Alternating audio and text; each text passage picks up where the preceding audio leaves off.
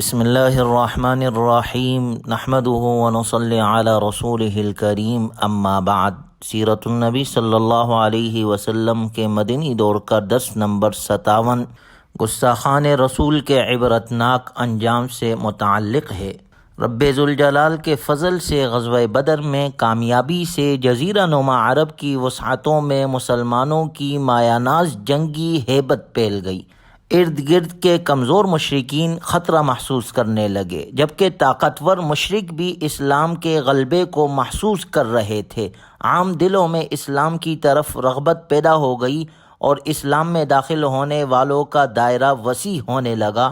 بہت سے لوگوں نے یہ سوچا کہ ہم نفاق یا دھوکے سے اسلام میں داخل ہو جائیں، جس کے ذریعے سے ہم اسلام اور مسلمانوں کو تکلیفیں اور نقصان پہنچائے۔ چنانچہ غزوہ بدر میں فتح پانے کے بعد مسلمان آرام سے نہیں بیٹھے، نہ کسی خوش فہمی میں مبتلا ہوئے۔ وہ اس حقیقت سے اچھی طرح باخبر تھے کہ ابھی انہیں پہلے سے زیادہ بیدار، ہوشیار اور خبردار رہنے کی ضرورت ہے۔ وہ خوب جانتے تھے کہ اس فتح عظیم کے بعد دشمنان اسلام کی سازشوں میں بے حد اضافہ ہو گیا ہے۔ انہیں معلوم تھا کہ مشرکین مکہ اس شکست کو آسانی سے ہضم نہیں کریں گے اور اس وقت تک چین سے نہیں بیٹھیں گے جب تک انتقام کی آگ نہ بجھا لے۔ آپ علیہ الصلاۃ والسلام نے اللہ کی تائید و نصرت اور کمال حکمت و بصیرت سے ان خطرناک حالات سے نمٹنے کے لیے ایسے مؤثر اقدامات کیے کہ انسان کی عقل حیران رہ جاتی ہے۔ اس قدر جامع منصوبہ بندی اور بہترین حکمت عملی سے آپ علیہ الصلاۃ والسلام کی قائدانہ عبقریت اور عسکری امور میں مہارت تامہ کا اندازہ ہوتا ہے کہ آپ علیہ الصلاۃ والسلام نے ایک طرف تو یہودیوں اور منافقوں پر کڑی نظر رکھی اور دوسری طرف آپ علیہ الصلاۃ والسلام نے مشرکین مکہ اور عرب کے دیگر قبائل کی سرگرمیوں سے بھی لمحہ بلمحہ آگاہ رہتے رہے۔ جو ہی آپ علیہ الصلاۃ والسلام کو کسی جگہ کسی سازش کی اطلاع ملتی، آپ علیہ الصلاۃ والسلام فوراً صحابہ اکرام رضی اللہ عنہم اجمعین کا لشکر جرال لے کر بنفس نفیس اس کی سرکوبی کے لیے روانہ ہو جاتے، یا صحابہ اکرام رضی اللہ عنہم اجمعین کا دستہ روانہ فرماتے۔ یوں دشمنان اسلام اپنی سازش کو عملی جامہ پہنانے اور حملہ کرنے کا کوئی موقع ہی نہیں پاتے تھے، اور ان کے دلوں پر مسلمانوں کی بہادری اور جان بازی کی ہیبت طاری ہو جاتی تھی۔ اس کے علاوہ آپ علیہ الصلاۃ والسلام نے اس اسلامی ریاست کے استحکام کے تقاضے کے تحت ان تمام فتنوں کو بھی ختم کر دیا، جڑ سے اکاڑ دیا، ان تمام شرپسندوں کا صفایا کر دیا جو لوگوں کو اسلام اور مسلمانوں کے خلاف برانگیختہ کرتے تھے، اور ایسے بدبختوں کو بھی ختم کیا گیا، ٹھکانے لگایا گیا جو آپ علیہ الصلاۃ والسلام کی ذات اقدس کے بارے میں نازیبہ الفاظ نکالتے تھے۔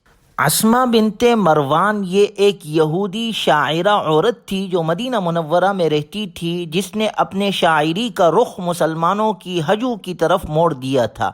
خصوصاً رسول اللہ صلی اللہ علیہ وسلم کی شان میں بڑے گستاخانہ اشعار کہتی تھی اور لوگوں کو مسلمانوں کے قتل و غارت پر ابھارتی تھی۔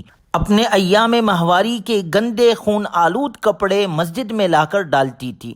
حضور اکرم صلی اللہ علیہ وسلم ابھی بدر سے واپس نہیں ہوئے تھے کہ اس شاعرہ بدبخت عورت نے پھر آپ علیہ الصلاۃ والسلام کی ہجو لکھی اشعار کہے۔ جب حضرت عمر رضی اللہ تعالی عنہ کو اس بدبخت عورت کے گستاخانہ اشعار کی خبر ہوئی تو انہوں نے کہا، اے اللہ، میں تیرے لیے یہ نظر مانتا ہوں کہ اگر تو نے رسول اللہ صلی اللہ علیہ وسلم کو صحیح سلامت مدینہ المنورہ لوٹا دیا تو میں اس عورت کو قتل کر ڈالوں گا، اس کی زبان بند کر دوں گا۔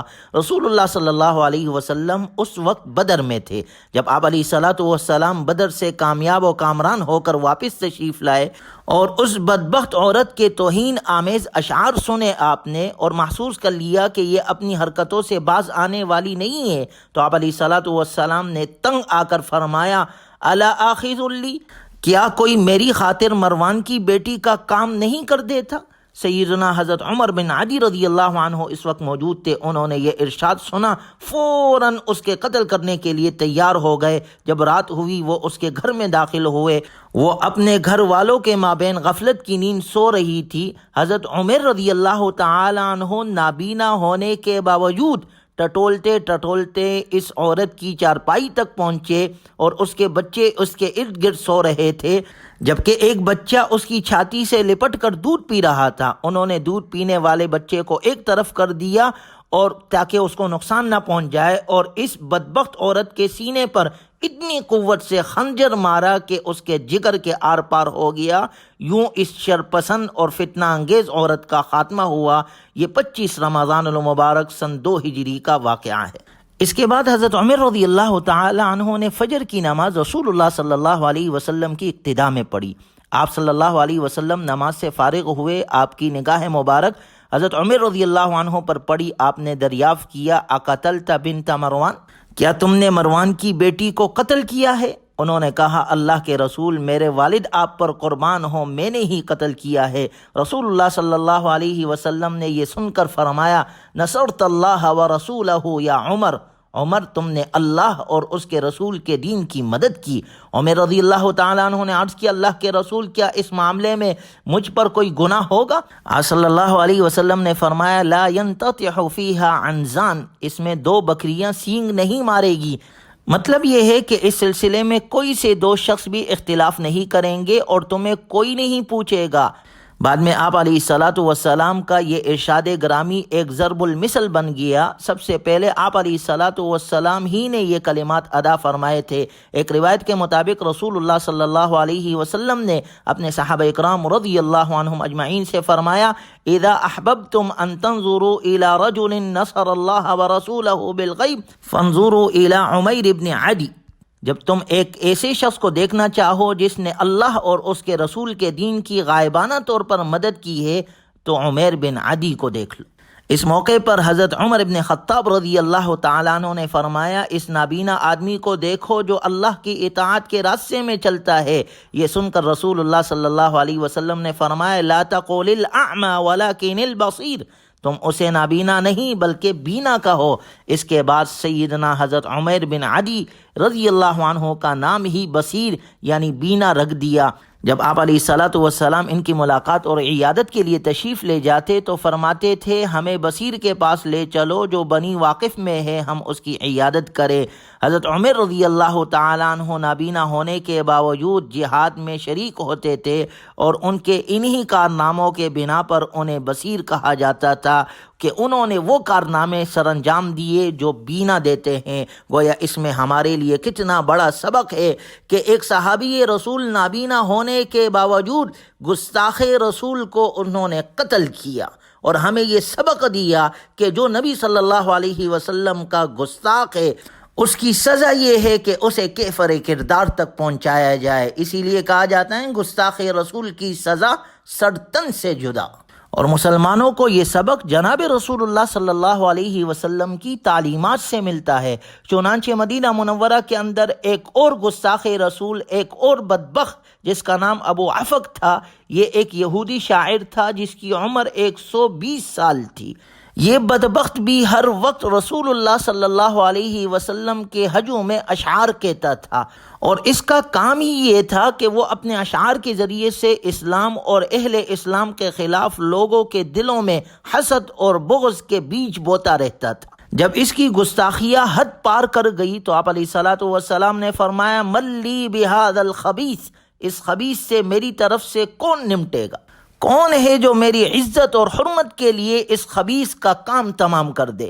ایک صحابی رسول حضرت سالم بن عمر رضی اللہ تعالیٰ عنہ نے عرض کیا، یا رسول اللہ، میں نے پہلے ہی منت مانی ہوئی ہے کہ میں اس بدبخت کو قتل کر دوں گا یا خود مر جاؤں گا۔ یہ کہتے ہوئے حضرت سالم رضی اللہ تعالی عنہ تلوار لے کر روانہ ہوئے۔ گرمی کی رات تھی اور یہ بدبخت گستاخ رسول اپنے گھر کے صحن میں سو رہا تھا۔ حضرت سالم بن عمر رضی اللہ تعالی عنہ کو یہ اطلاع ملی تو انہوں نے اس کے گھر میں داخل ہو کر اپنی تلوار اس کے کلیجے پر رکھی، پھر اس پر اتنا وزن ڈالا کہ وہ اس کے بدن سے آر پار ہو گئی۔ اس نے ایک چیخ ماری اور نیند کی آغوش موت میں منتقل ہو گیا۔ لوگ دوڑتے ہوئے آئے مگر اس کا کام تمام ہو چکا تھا۔ حضرت سالم رضی اللہ تعالیٰ عنہ نے رسول اللہ صلی اللہ علیہ وسلم کے دربار میں حاضر ہو کر اس کے قتل کی خبر سنائی۔ آپ علیہ الصلاۃ والسلام نے ان کو دعائیں خیر دی۔